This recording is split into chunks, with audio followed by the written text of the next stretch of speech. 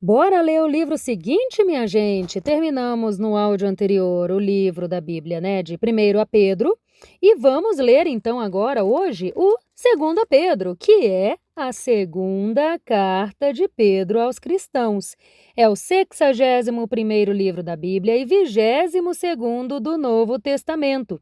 E nessa segunda carta de Pedro, nós continuamos a acompanhar os conselhos do apóstolo para os cristãos e a sua preocupação aqui era alertar a todos sobre a vinda de falsos mestres. A autoria do livro, claro, é atribuída ao apóstolo Pedro e ele escreveu essa segunda carta pouco antes da sua morte em Roma. São apenas 3 capítulos, gente, e ao longo desses 3 capítulos, vemos o empenho de Pedro em mostrar aos cristãos a importância de de eles se manterem firmes na fé no Senhor, pois eles enfrentariam grandes dificuldades, assim como a vinda de falsos mestres e de falsas doutrinas que poderiam interferir no meio dos cristãos. O apóstolo também incentiva os cristãos a seguirem sempre os mandamentos do Senhor para viverem conforme os seus ensinamentos, não sendo influenciados por outros homens e suas falsas doutrinas. Tais falsos mestres negariam o Senhor, blasfemando o caminho da verdade e duvidando da vinda dele. Pedro também encoraja os cristãos a crescerem na fé em Cristo e a manterem uma vida santa até a vinda do Senhor para buscar sua igreja. Portanto, neste livro, o apóstolo Pedro encoraja os cristãos a manterem-se fortes na fé e nos ensinamentos do Senhor, para que não sejam influenciados por falsos mestres. Além disso, devem crescer em sua fé até o retorno dele. Vamos lá, então, ler esta segunda carta de Pedro aos cristãos. Capítulo 1.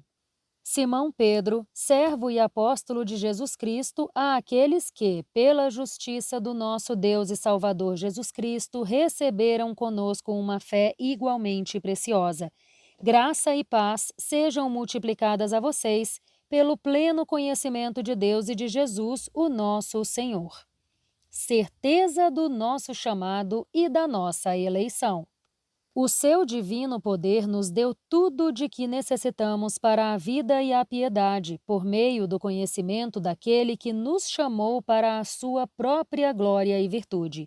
Dessa maneira, ele nos deu as suas grandiosas e preciosas promessas, para que por elas vocês se tornassem participantes da natureza divina, tendo escapado da corrupção que há no mundo causada pelos maus desejos. Por essa razão, empenhem-se para acrescentar à sua fé a virtude, à virtude o conhecimento, ao conhecimento o domínio próprio, ao domínio próprio a perseverança, à perseverança a piedade, à piedade a fraternidade, à fraternidade o amor.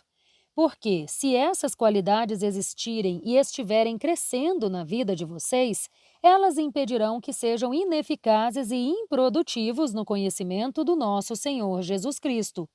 Todavia, se alguém não as possui, está cego, só vê o que está perto, esquecendo-se da purificação dos seus antigos pecados. Portanto, irmãos, empenhem-se ainda mais para consolidar o chamado e a eleição de vocês, pois, se agirem dessa forma, jamais tropeçarão e, assim, a entrada ao reino eterno do nosso Senhor e Salvador Jesus Cristo será inteiramente suprida a vocês. A veracidade das Escrituras. Por isso, sempre terei o cuidado de lembrá-los destas coisas, mesmo que já as conheçam e estejam fortalecidos na presente verdade. Penso que convém, enquanto eu estiver neste corpo, despertar a memória de vocês, porque sei que deixarei este corpo em breve, como o nosso Senhor Jesus Cristo já me revelou. Eu me empenharei para que, também depois da minha partida, vocês sejam sempre capazes de lembrar-se destas coisas. De fato, não seguimos fábulas engenhosamente inventadas quando falamos a vocês a respeito do poder e da vinda do nosso Senhor Jesus Cristo. Ao contrário, fomos testemunhas oculares da Sua Majestade.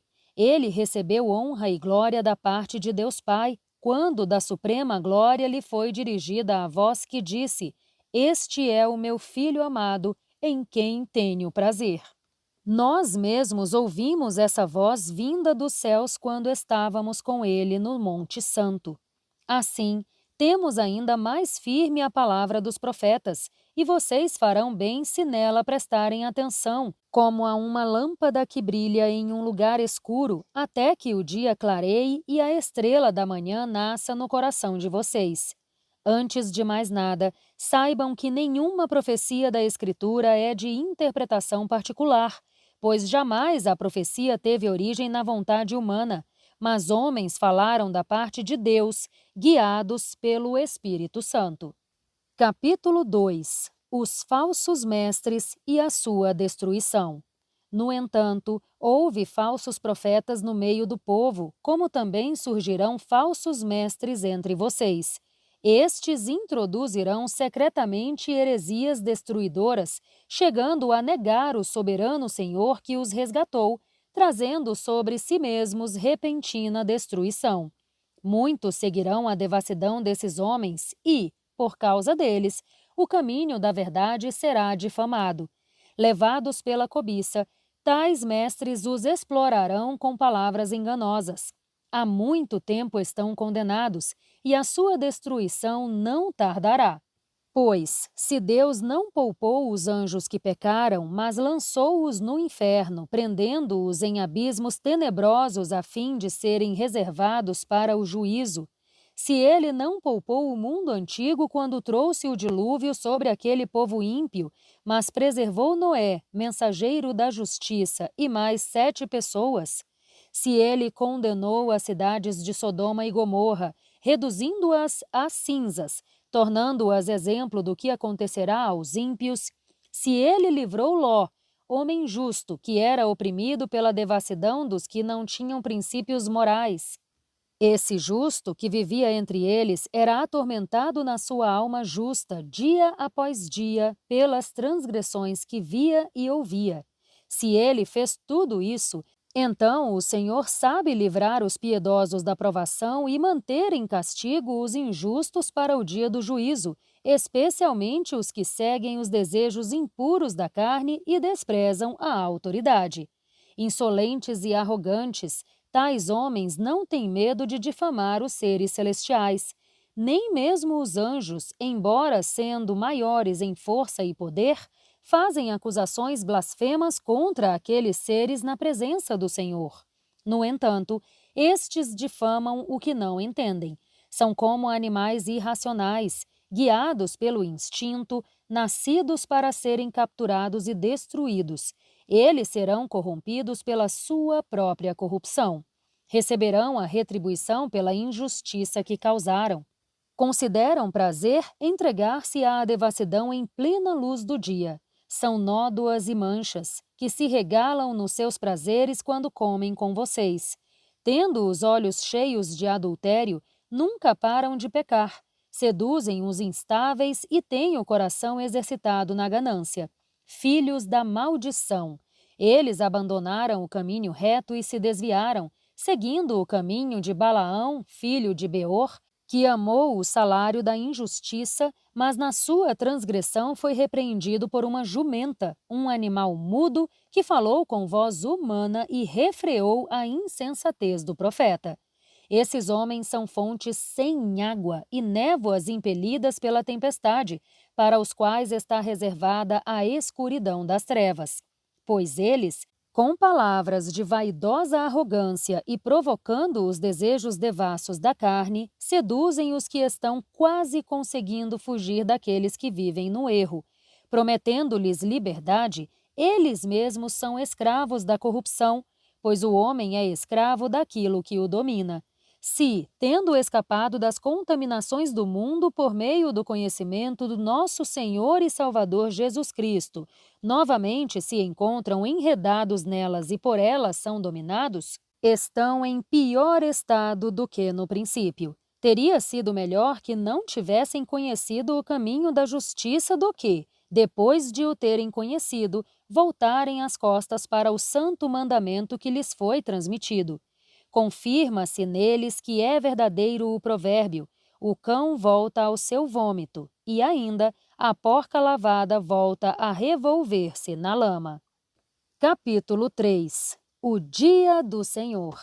Amados, esta é agora a segunda carta que escrevo a vocês. Em ambas, procuro despertar-lhes a memória para que, com uma mente íntegra, recordem as palavras proferidas no passado pelos santos profetas e o mandamento do nosso Senhor e Salvador que os apóstolos ensinaram a vocês.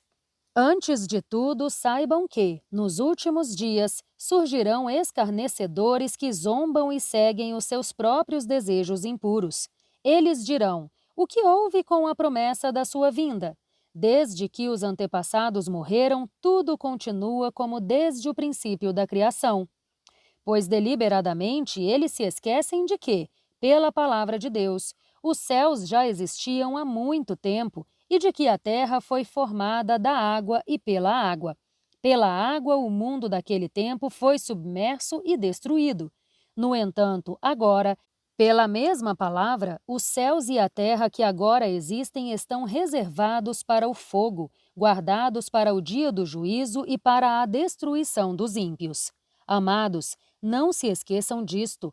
Um dia com o Senhor é como 1000 anos, e 1000 anos como um dia. O Senhor não demora em cumprir a sua promessa, como alguns julgam. Ao contrário, Ele é paciente com vocês e não quer que ninguém pereça, mas que todos cheguem ao arrependimento. No entanto, o dia do Senhor virá como um ladrão. Os céus desaparecerão com um grande estrondo, os elementos serão desfeitos pelo calor e a terra e tudo o que houver nela ficará exposta. Visto que tudo será destruído dessa forma, que tipo de pessoas é necessário que vocês sejam? Vivam de maneira santa e piedosa, esperando o dia de Deus e apressando a sua vinda. Naquele dia, os céus serão desfeitos pelo fogo e os elementos se derreterão pelo calor. Mas, de acordo com a sua promessa, esperamos novos céus e nova terra, onde habita a justiça. Portanto, amados, enquanto esperam essas coisas, empenhem-se para que Deus os encontre imaculados, inculpáveis e em paz com Ele.